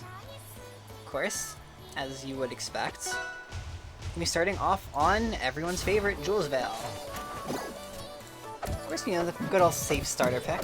And Kwico is not up 2 games game 1. I mean, like, that'd be cool if he was. I don't know, I'd take 3 wins. I probably wouldn't, I'm way too nice for that. Alright though, so, seriously here. Oh, Jenova's really done a good job putting on the pressure. Already 30-second stock right there. Just using, like, I was saying earlier, I think Jenova's useless slipstream. I don't know what good useless slipstream looks like, to be honest, but I didn't think Jenova's was it. That was good useless slipstream. He just ran all over Kwico. There was, like, very little he could do. And he's going for it again, just running at him with the nairs. Like, obviously there is counterplay to it. But putting on that pressure right out the gate and really making Kwico have to, like, back off. Right, that's scary. But, up there at the top, gonna take that early stock. And actually, yeah, Kwico's money right now. Not very... Yeah, not making bank yet. That's not how you want to be starting off games with Shovel Knight. Okay, Barn, I can do that. If you want me to. I feel like Kang probably gave you VOD review on it. Oh, right, Kuzi. I'll watch it for you, and maybe I'll be able to translate some of what Kuzi said. Maybe, I don't know. I'll figure it out. Also, I don't know why you're suddenly using my real name. I don't mind. I just think it's kind of funny, because, like, no one else in the server does that. Okay, though. Oh, that's strong. Sudden hit. You don't have to apologize, I'm just, like, confused more than anything. It is on my Steam profile, you're not wrong. I didn't, like... Yeah, I don't know, man. It'd be like that sometimes. Alright, Jenova coming down with the down air. Actually got a big lead right now. Jenova's, again, he's had a really hard time making bank this game. Oh, I really think he should have kept the fair train going. Like, when you're far behind like this... Oh, he's getting so close to landing these anchors, but he's just barely missed. Oh my god, getting the galaxy off the top. Damn. That was... I'm pretty surprised Kwico actually pulled that back. That was a really nice last stock. And if all goes well, I should be able to just roll through here. And Jenova, is he gonna do it? He's gonna do it! Come on, do it! Oh no, Jenova! I'm so disappointed. If Jenova loses this set, that's why. For those who didn't watch the earlier games, he started every game on Tempest so far by jumping to the side platform and taunting. If he loses this game, or even the set as a whole, I'm blaming it because of the lack of platform taunt. SMH.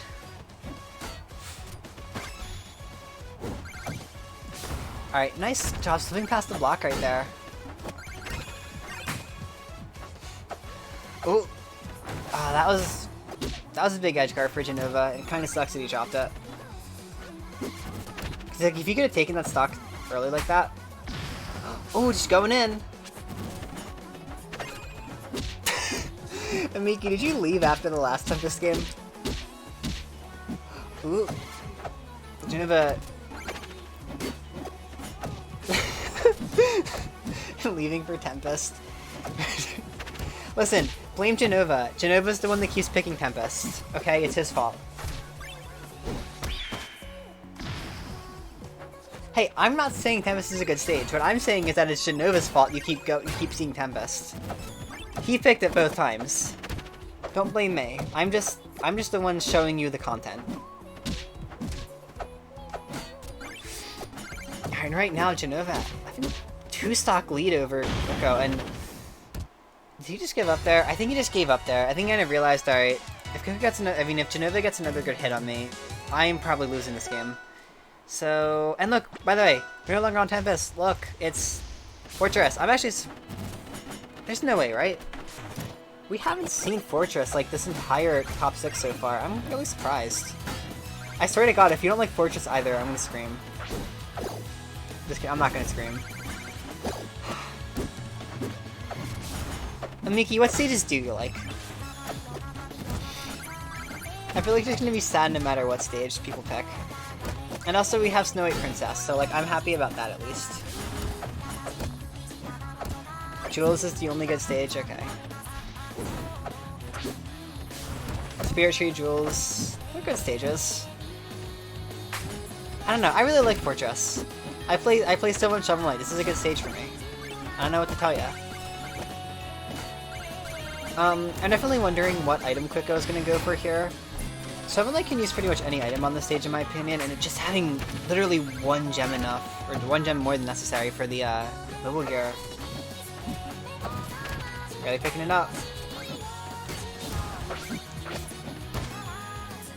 I definitely like the use of gear on this stage. I think this is definitely a gear stage.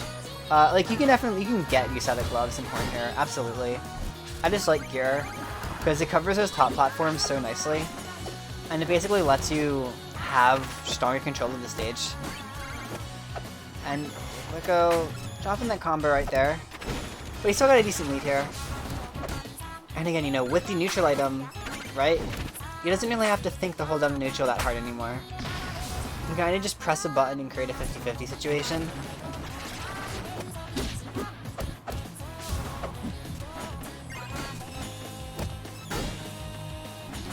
Oh, that almost killed. Let's see, Kwico trying to be slick and get the reverse anchor hit, but nah. Oh, but hey, you know, so it's a double up air. If it works, it works. And let's see, Jenova, he can get a big punish here. He can definitely make this his game. Right, this isn't like Jenova's behind, but not unwinnably behind. Open the door, get on the floor. Okay. Listen, this is a good stage, okay? Shush.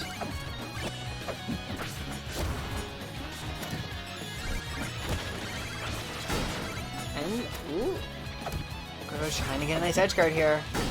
Yeah, like if he can just whack Jenova off stage, it should be curtains, and good DI on the scraw.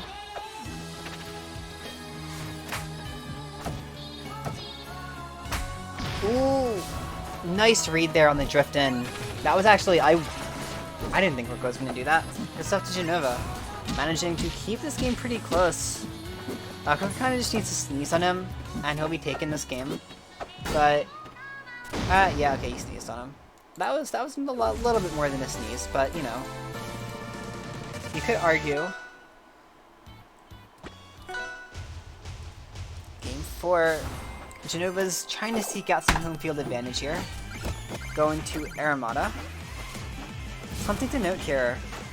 If we go to a game 5, this is one of those situations where Kwico will have stage pick advantage, right?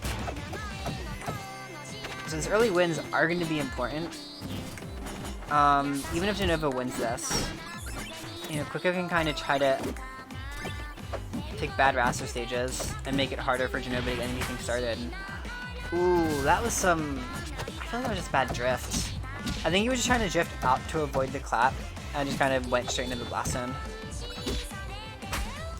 And that time, that was just fortunate DI. Jenova getting 2 stocks at a minute in and the taunt. You know, mentally, he's just like really feeling himself right now. Definitely getting into it. This could be a 3 stock, honestly. At this point, like, I wouldn't be surprised. Oh, yeah, and there we go. That's gonna be the 3 stock I was talking about. So yeah, as I was saying, Kwico does have stage pick advantage, but he is also going to be coming in this game with potentially kill momentum. Call me stupid, but I think we're about to see a DSR pick here. I think Kwico won game 1. And, yeah, he's coming in again. Either way, though, Jenova forgot and or didn't feel like calling it, so hey.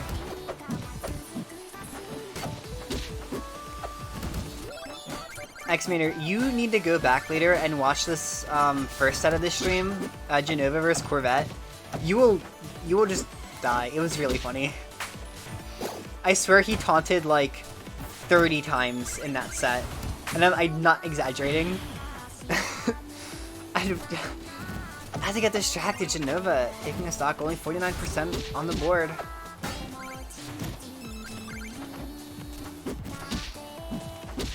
Jenova will definitely try to play the mental game with you. Like, according to him at least, the taunts are for his own mental boon, right? It's like, I'm gonna taunt and try to, like, boost my own confidence or whatever.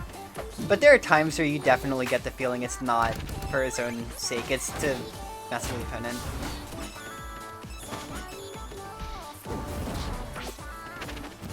Right now, Kwico having a bit of a mountain to climb. I think last game really had him shaken up, just getting bopped so bad.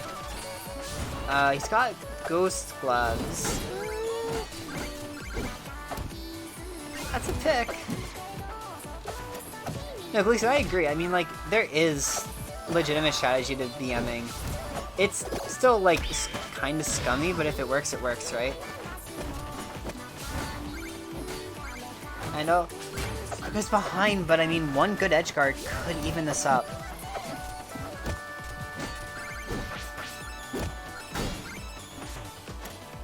Oh, going for the side B edge guard. I respect that. That was honestly a pretty good attempt.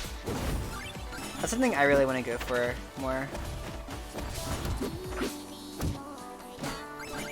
Ooh. And, oh, nice stare into anchor. Here we go. As I was saying, like, this is winnable for Kwico, right? Like, Shovel Knight can steal stocks in, like, 1 or 2 neutral wins. And really, all he needs is just a good offstage anchor. Right, Rather being so light, Jenova's just gonna explode off of that if Kwico can line himself up for it. Double claps. Looking a little scary.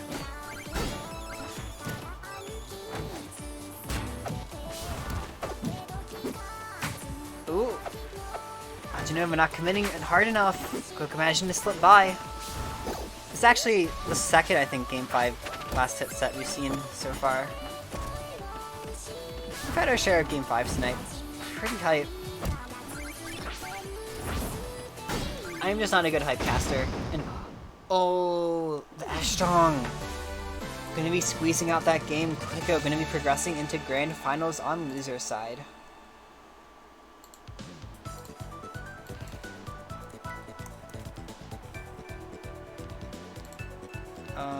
Kwico's losers. And we're gonna be having... I'm just gonna set all this up right now. Or on the screen. Screw it.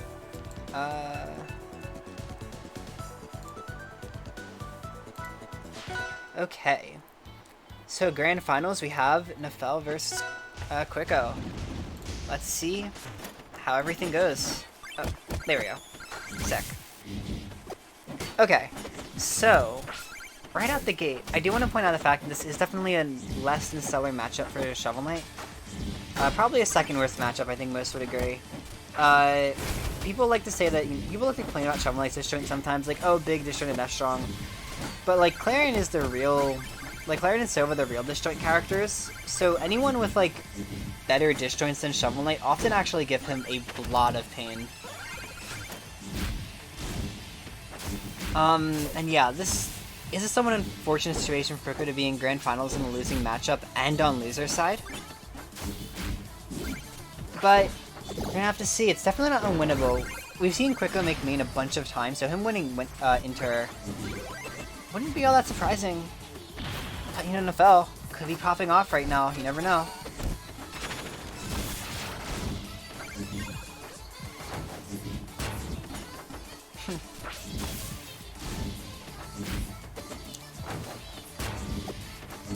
Pardon.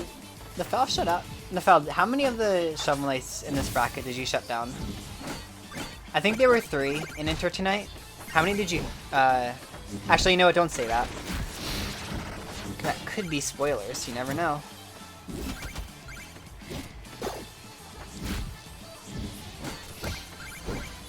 I will ask though, because did she beat Rambo? Because I forget. I don't know who knocked Rambo out of. Actually, I don't think that would have been possible. Never mind. Oh, he did?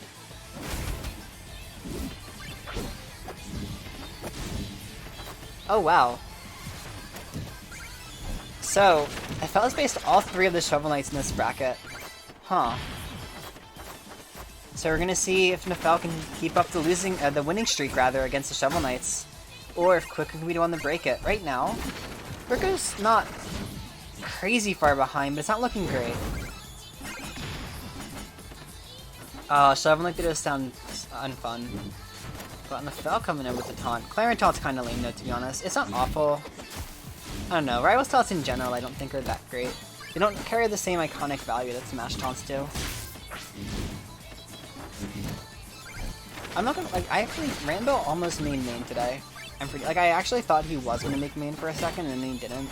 I forget if he was in one of the tide pools or whatever. But yeah. He just barely didn't make it today. And, oh.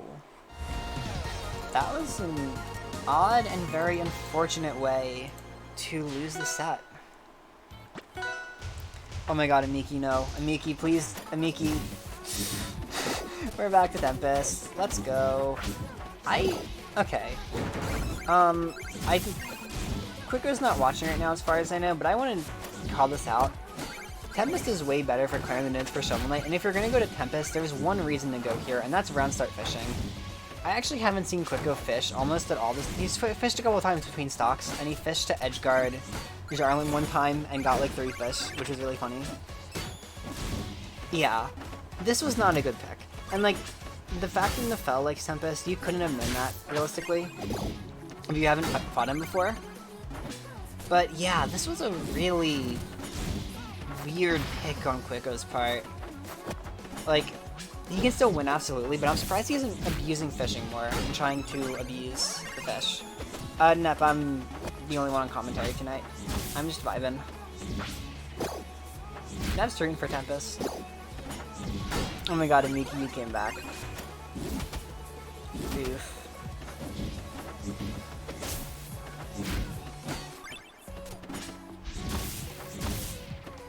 Ooh. A nice win there on the left strong, getting the punish. And now you got gloves. Yeah, so in this matchup, Shovel Knight, pretty much 99% of the time you're going to want Momentum End or gloves. I usually buy Momentum first, but I also don't play this matchup, because this matchup is pain. And I have a character that can beat Claren pretty easily. Naphel's really good at getting double dunks. I feel like the rest of Naphel's punish game could use a bit of cleaning up, but the double dunks are clean. I can definitely respect that.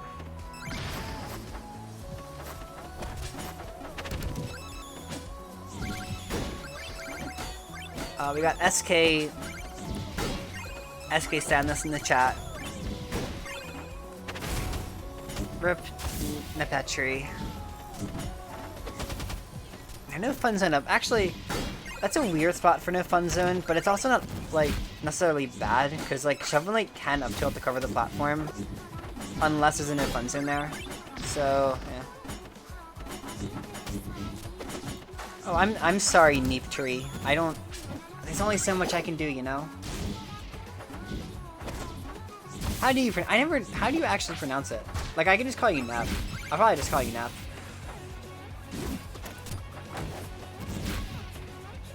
Jesus, Amiki, why the Tempest Salt is so strong?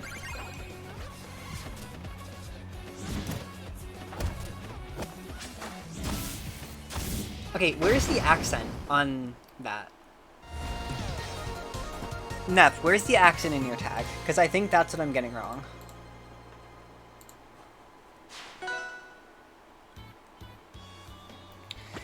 And, oh, Kwico. Kwico's coming in with another questionable stage choice.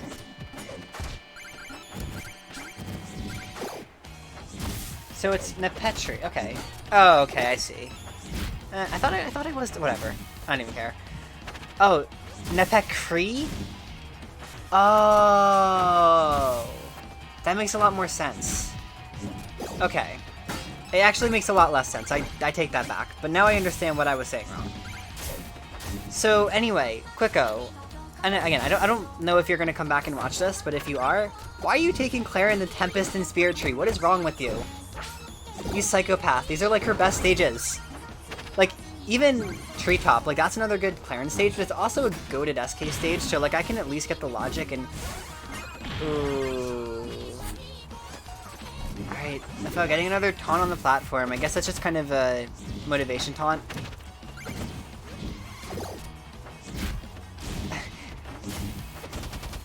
Fuck business against Claire, and actually I do. Oops. I feel like, I mean... Like, there are probably worse stages you could pick versus Claren. But I don't really know. At this point, I'm actually not so sure. Like, if you were like a Zetter, I can see this being a good anti-Claren pick. Not anti-Claren, but pick in the Claren matchup. Yeah, like, X-Meter, you're 90% of your play is Gatling, so I can understand you going here. But Kwico, like... I don't know, he gets a lot of vertical kills, but I don't think it warrants the low ceiling as much as it does for Zetter. Definitely a weird pick, but it is actually working out for him.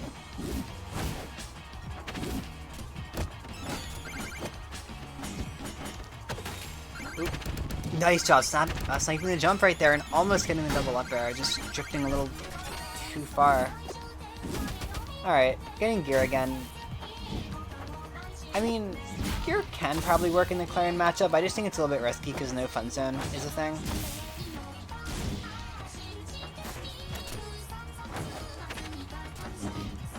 Oh, slipping past. Oh yeah, Naphel, you never answered me. Is your skin actually trans rights, or is it just a funny coincidence that you picked the color scheme? Naphel. And yeah, winning a Galaxy.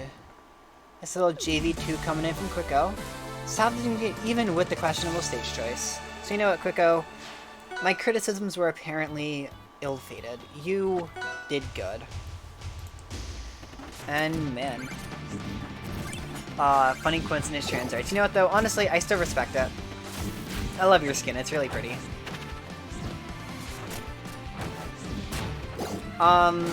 X-Meter, the anime girl, the Hatsune Mikus are in my game. So I see that every time I get a Galaxy, when I'm playing or when I'm watching someone else's replay.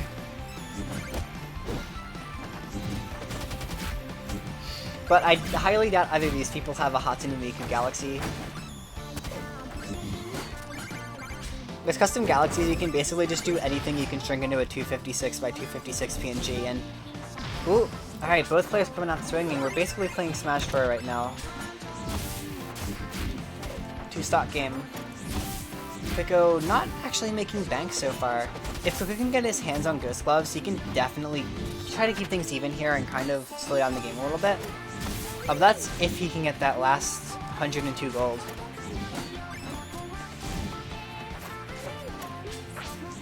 Ooh. Oh, a little slow on the up tilt and getting big punish off for it. Things are looking a little dire for Kwico right now. I mean, like, again, this is a good Shovel stage. Kind of one of those cases where both characters like it, so it's like, it's a reasonable enough pick. Even if it's a little bit risky. And catching him with the F-Strong there, that's... Kwico's really behind right now, and the fact that he doesn't have any real money to spend, right? Like, he barely... Well, almost has enough for Horn, but yeah. I'm not really sure. This is looking pretty bad for Kwico right now. Is Fel gonna come through steamrolling Interbracket tonight? I shouldn't really say steamrolling, but winning Interbracket rather. It's starting to look very possible.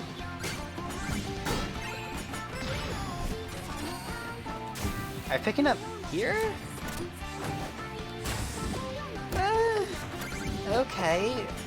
I feel like the year was definitely a desperation pick. Kwico can still win this, but it's not looking too good.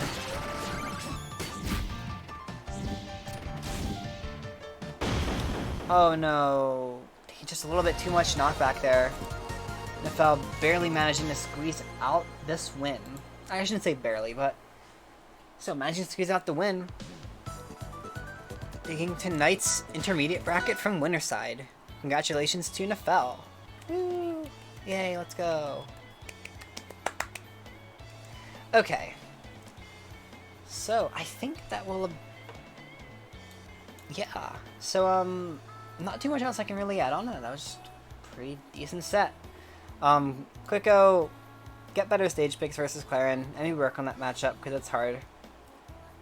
And yeah, Naphel, work on your punish game. I mean, like, really, you're looking pretty clean so far. Of course, Claren's probably my third best character, so I can give you decent Claren tips. Get it? I said tips, because she's a tipper character. I'm really funny. Making the same joke everyone makes. Okay, though, with... Sorry, I was just looking at the server and someone came in and their name is literally just boxes. I'm a little caught off guard by that. Alright, though. Amiki wants me to say Tempest bad, so, Tempest bad, I guess. There, you have your clip. Alright. I want pretzels.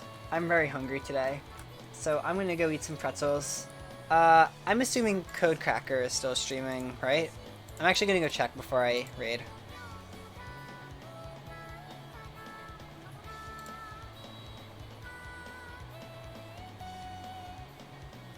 Yes, he is, and he's in Grand Finals too. They actually seem to have just started, so I'm gonna host Code.